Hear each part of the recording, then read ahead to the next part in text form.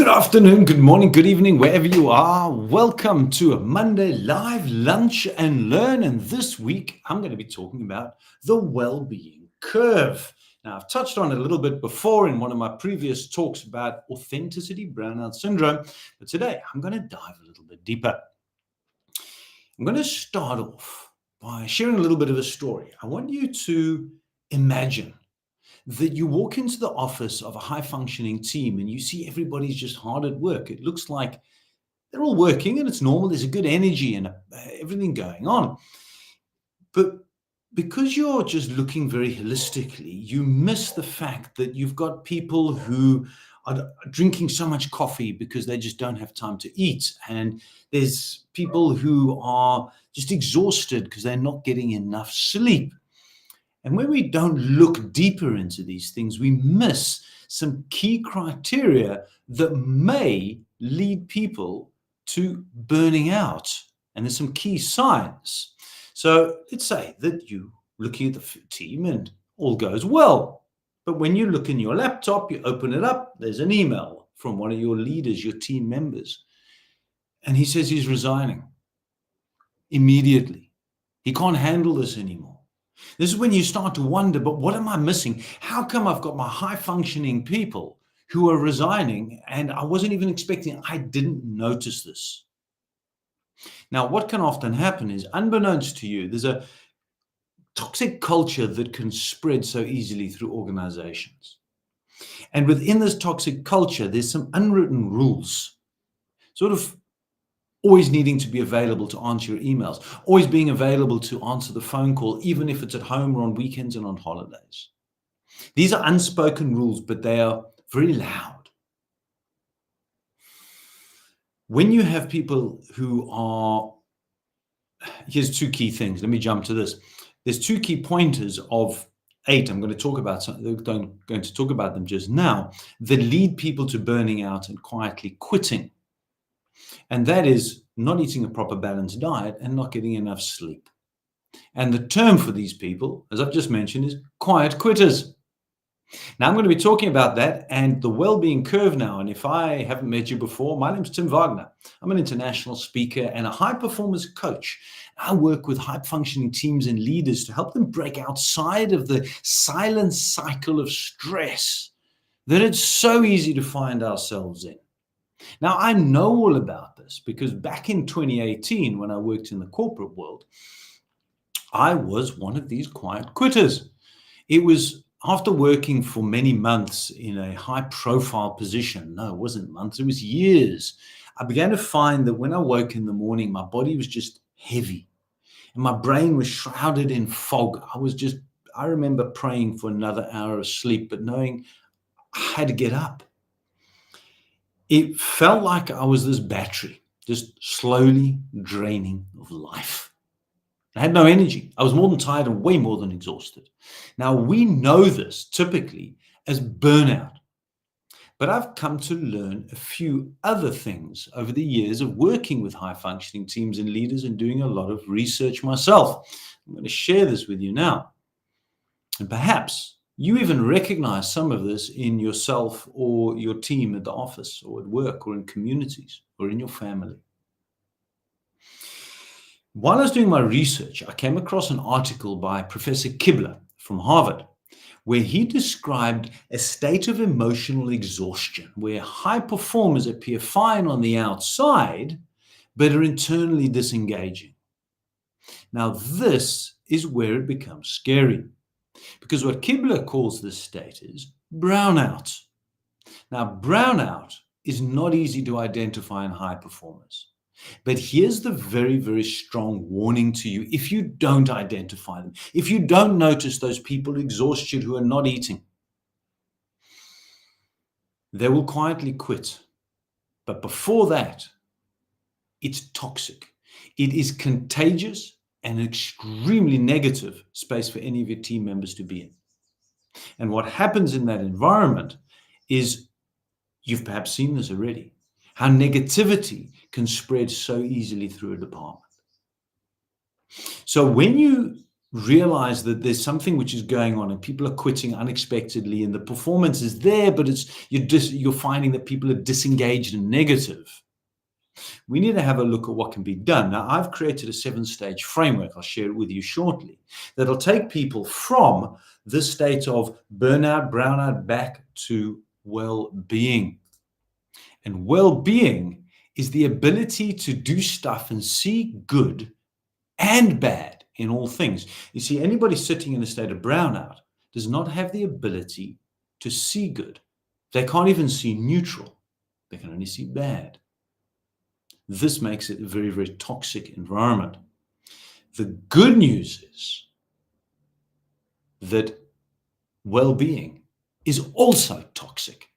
So I'm going to I'm going to demonstrate to you quickly what is known as the Wellbeing Curve. It demonstrates the silent slide that people go from well-being to burnout.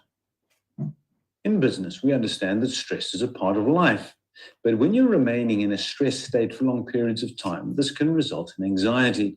Now, anxiety and stress are emotional reactions to external circumstances. And remaining in a high state of anxiety for long periods of time becomes very dangerous physically, mentally, and spiritually. This is where we should be taking action in order to ensure that stress remains as a positive part of business, not a negative one. Unfortunately, remaining in a high state of anxiety for long periods of time ultimately can lead to burnout. Now, burnout is a physical and mental complete breakdown. This is where it's too late to take action, and normally just before burnout is where we begin to take action. But there's an invisible space in between anxiety and burnout, and this is now known as brownout, as identified by Professor Kibler from Harvard. In a state of brownout, this is where you get quiet quitters and people who are functioning but not fully engaged. So how do you reverse the state from burnout back to well-being? Well, this is what the Professional Pointer Program does, helping you to go back from burnout to find more ease and ultimately to find more peace and harmony. And the program is called the Professional Pointer Program with the acronym BREATHE. Scroll down below for more details about the 7 stages that I can run either within an individual base, within a group program, or as a long-term strategy.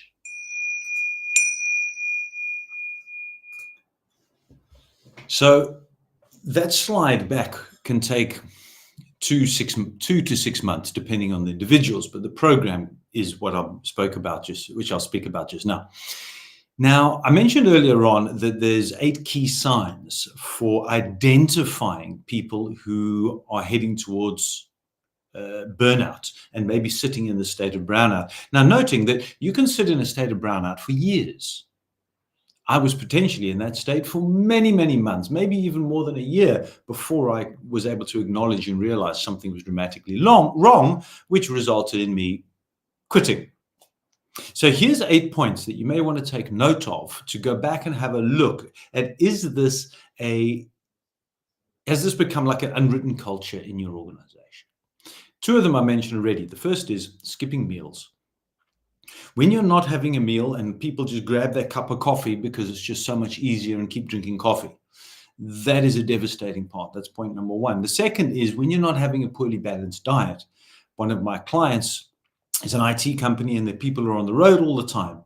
So if you're on the road and you're hungry, it's the garage forecourt, the KFC, the McDonald's, the Steers and the chips and the cold drinks.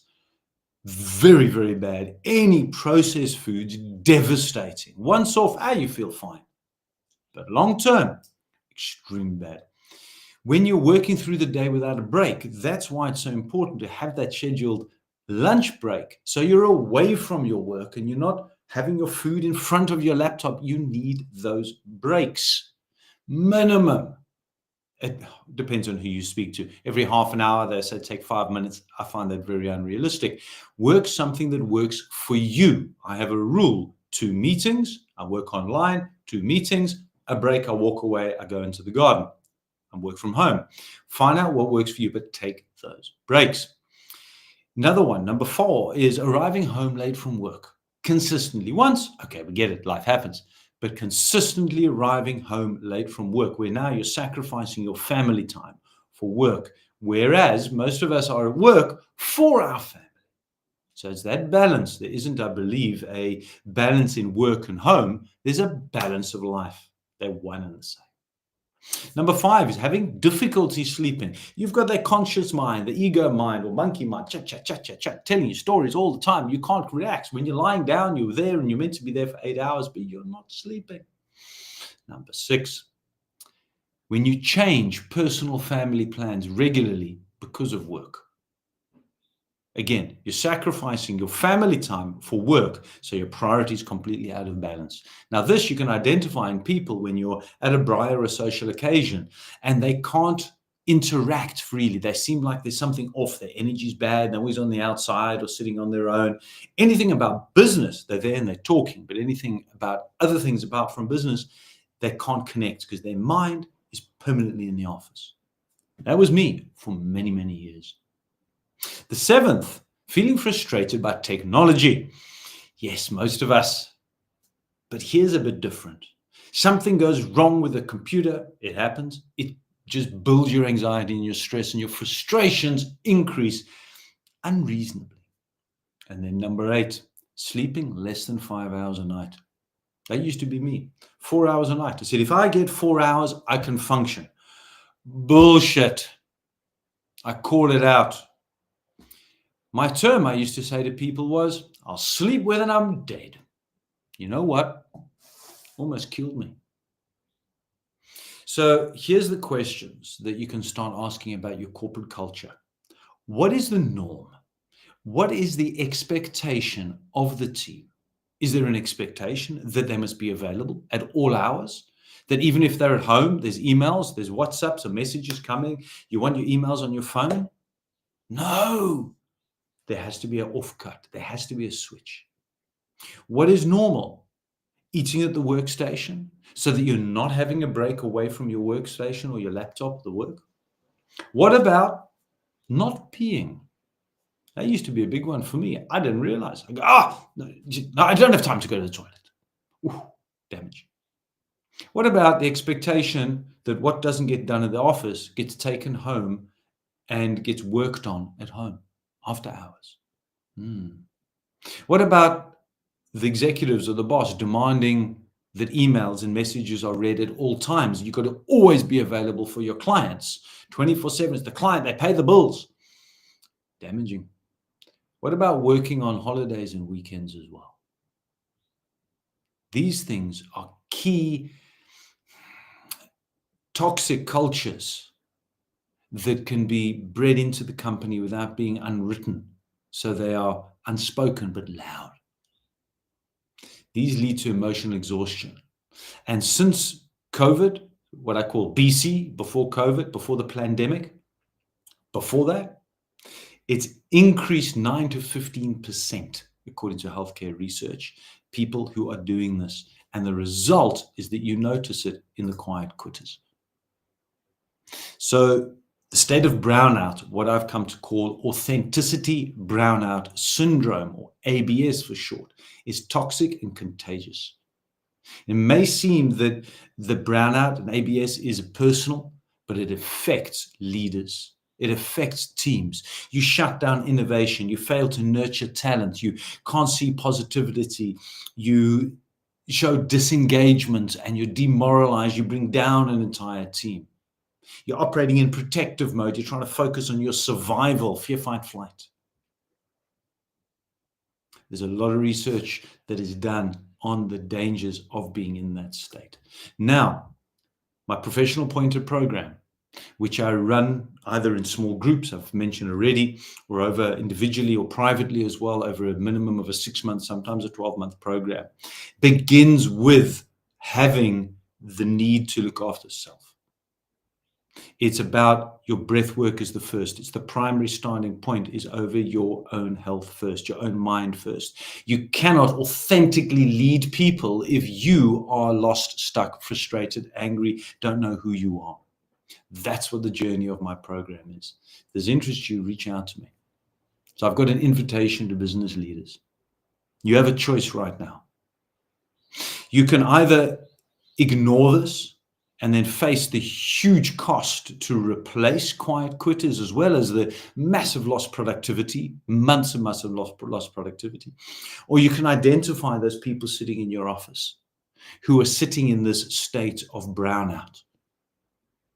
For I believe that leaders need to embody authentic leadership, where you're creating an environment where people feel seen and heard and valued.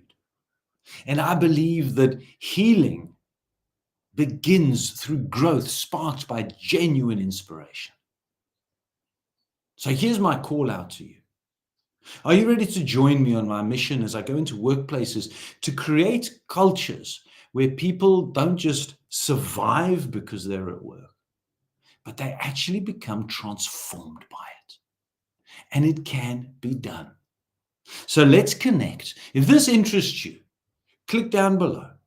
Find out more about my free Pathfinders community, where I've got a lot more lessons and teachings on 15-minute sound bites. But if this interests you as well, I'm in Johannesburg this coming week, next week. That's the beginning of April. And would love to come and do a live lunch and learn, a 20-minute, 30-minute sound bite with some Q&A for your team. We can, lost my words, we can ingrain some practical things they can take away to help them immediately. Let's connect to see how I can help you.